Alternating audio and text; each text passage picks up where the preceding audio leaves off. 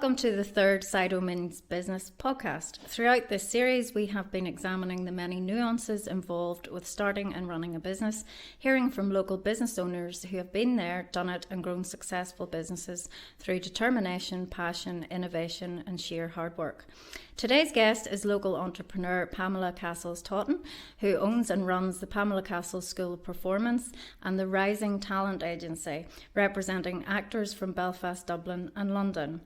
And she is also a very natural writer and director, and we have seen her produce many original theatre shows across Northern Ireland in the past. So Pamela, many thanks for joining us today here at CIDO. Thank you, my pleasure. Great, we're very excited to hear about your business journey, about some of the pros and cons of starting and running your business here in Northern Ireland.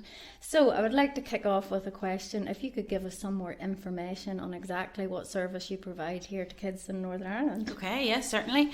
So first of all, my School of Performance offers classes in speech and drama, acting, musical theatre, hip-hop, dance. We do festival work, exam work. We do competitions, shows, everything you can imagine. It's very busy. And that's been running now for over 20 years. That's just locally here in Portadown and Lurgan. Okay. And then Rising Talent Agency is a separate business venture. And that is representing professional actors for opportunities in film, TV and theatre. And that's all across the UK. Wow, and are you still doing some writing and directing? I'm still doing loads of that. That's, my heart is really involved with my passion for writing and directing. I do a lot of that. So I've written a new play called Two Tokens. It's going to be produced in the new year. And it's funded by the Youth Justice and the council here. Great. And it will tour around like youth clubs and schools. And yeah, so that's my next project. But apart from that, I write musical theatre, pantomimes, straight plays. Yes, the list goes on. I've written a monologue book which was published 3 years ago, which is just short acting scenes for young actors. Fabulous. And do you have a musical background as well? I just myself trained as an actor, as a dancer. I went to singing lessons, piano lessons, the works. But yeah, so I grew up in that industry myself, and I studied at Belfast College there and studied acting. So yeah, it's always been something that I've been involved with from a very young age. And you knew you wanted to do that from a very, very young age. Okay. Well, tell us one of the things that has made your business successful, but what you didn't expect. Like, tell me something about your business that you just never would have thought about and, really surprised you. Well, I never would have thought about the growth of it. When I first started to teach speech and drama, weirdly, it wasn't my goal at that point. It's something that I fell into. Okay. And when I first started, I only had 4 students. And I never at that moment saw the bigger picture or saw how that could have been developed. Whereas now I developed that wee class of speech and drama to teach musical theatre, hip-hop, So at that point, I didn't see the bigger picture, but thank goodness, because I was an ambitious person and seeds started to plant and different ideas started to come out of that. And the development of that was something that was just amazing. So I guess to anyone out there thinking small, maybe just open up and look at all of the other things that could develop out of that little idea. Yeah, it's great when a business grows organically. You're on the right path. Yes. So Pamela, what would you say is your favourite productivity hack for entrepreneurs? Well, I'm really old school, so I don't know how this will, translate to the modern day tech people, but I am a book and pen person, and I could not exist and could not survive in my business work life if I didn't write lists. So I have lists for absolutely everything, and I live by the list. Another thing is I've really got to be good at time management, especially because I have those 3 different businesses. Time management is so important, and just making sure that I'm utilising my time appropriately every day, and again prioritizing what needs to be done in that moment. And a lot of that time, because I now have a baby as well thrown into the mix of all this, it means that sometimes I've just got to get up early and work before my son gets up and use time that you don't even imagine that you have. So like yesterday, for example, I had a deadline with a script that needed sent off, and I had to get up at 6 just to make that happen. Yeah. So time management and lists for me is definitely important. I know that Rebecca, who works with me in the agency, she's all about spreadsheets. She lives by a spreadsheet, whereas I'm just totally old school. Live by the book and pen. Yeah, I'm a bit like that So too. we come to loggerheads over it, because why can't you just put it on a spreadsheet? You know? So she's got a proper record of it. But yeah. And would you agree that if you're not really hot at one particular aspect of your business, like your bookkeeping or your marketing or whatever it might be, that you should maybe outsource it to someone who knows? Completely. Yeah. I think that is a really big thing for me. Just delegating jobs that I'm weak at to other people who are really strong in that area. So Rebecca, again, she is really, really good at all of those administration roles. And yeah, I just think that where you're weak, you need to find a way to be strong. So social media and stuff, I find that hard to manage consistently. I'm good at it for a few days and then I lose consistency.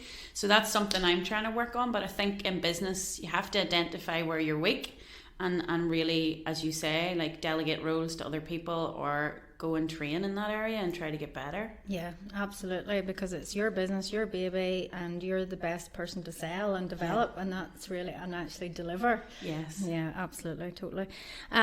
What one piece of advice would you give to someone starting out in your kind of business?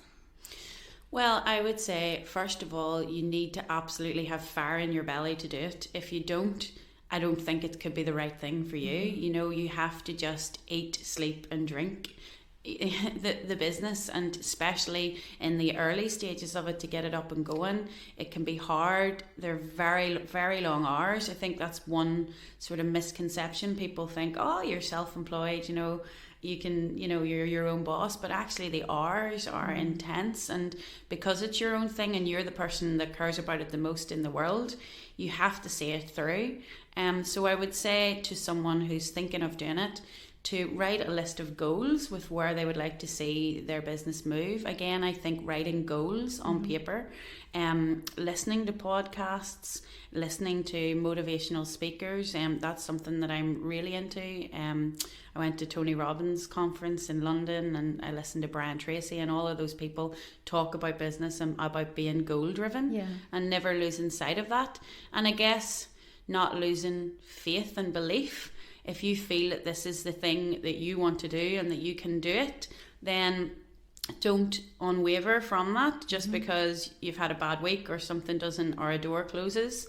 You know, keep on track, and yeah, just it will all come in time if you just work hard at it and continue to have that fire in your belly. Yeah, it's not going to be smooth sailing the whole time. And it's not easy either, you know, it really isn't. And it's competitive, and you know, you've got to keep moving forward. I think sometimes in business you get something to a certain level and it's very easy to just take your foot off the brake and say, oh well, you know, this is all going good and this is brilliant, and then just slowly but surely a competitor starts to move forward. You know, you can never kind of rest in your laurels. You've got to keep pressing on. No, totally, I know, and it's a constantly changing environment. You have to keep on top of it and totally. on top of your competitors all Yeah. the time. So what's your biggest failure, would you say, and what did you learn from that experience? Biggest setback you ever had? Biggest setback. I think sometimes my biggest setback generally is taking on too many things and then losing sight of what the main goal is. And I think it's because in this industry it's quite easy to do that because, you know, as you said at the start, I write, I teach, I direct, I act sometimes myself as well. I really need another day in the week. That's my issue. But yeah, sometimes you can take on so many things that then it all becomes overwhelming. Yeah. And then one of the businesses start to suffer. Yeah. So I've learned the hard way from doing that, and I'm trying now to get better at saying no to things. Good, yeah. Whereas before, because you're so eager to get your business out there and you want to say yes to everything and you want to give everything a shot and do it to the best that you can, but in doing that, then sometimes other things you're cutting corners without meaning to. So I think, yeah, that would be something that I've learned, is to try to just know when to say no to certain things and to focus on those areas that you really want to move forward in. Yeah. And in terms of the talent agency, what can you describe some of the roles that you've got? Maybe some kids and things like that. Yeah. I mean, it's super exciting. Some of the kids have gone on to be in one girl to Peaky Blinders, which it's one of my favourite shows. And then 2 girls locally here, Kyla and Nicole Fox, were cast in Identical, the musical, which was on in England. And we're hoping we'll go to the West End next year. Fabulous. So it was directed by Sir Trevor Nunn, who directed Les Mis and all of those things. And then we have a girl who plays the role of Neve in Hope Street, which So, and then all of those Northern Ireland TV dramas like The Fall and Come Home and all of that sort of stuff, and CBBC productions. And it's exciting. The stuff that comes in is brilliant. My own wee niece is in the agency. She was in she was away working abroad for 2 weeks last Christmas. Brilliant. Budapest, all expenses paid. And then another guy was in Malta for 2 months. So it's super exciting that there are opportunities for actors that maybe there weren't back whenever I was starting out. So it's exciting. It's very exciting. Yeah, it must be very rewarding for you to see your ones that you have developed in these roles. So that leads me on to my final question. What does the future hold for you in your business, and how do you see the film and TV industry develop here in Northern Ireland? Well, it's developing at a very fast rate. There's a lot of film and TV that's happening over here that Belfast was never on the map as much as it is now. So the opportunities are coming thick and fast, like every day. My emails are insane, so that is moving forward, and I don't see that there's going to be any backward kind of paddling there. I think that's going to keep moving forward. And again, then with my own school, there's a real sort of passion for theatre and for film and TV acting, and kids want to be involved in dance class, and it's lovely to see that as well, that's something that's encouraged. And so hopefully that's not gonna change either. And then with my writing and directing, I'm really pushing that's something that I'm moving forward with now, more so than ever. So I'm just trying to get my name out there and do bigger projects, and hopefully all going forward. Wow. Well, it all sounds massively exciting, and I absolutely wish you all the best for the future, and thanks so much for coming in and joining us. Thank you for having me. It was great. Thanks, Pamela.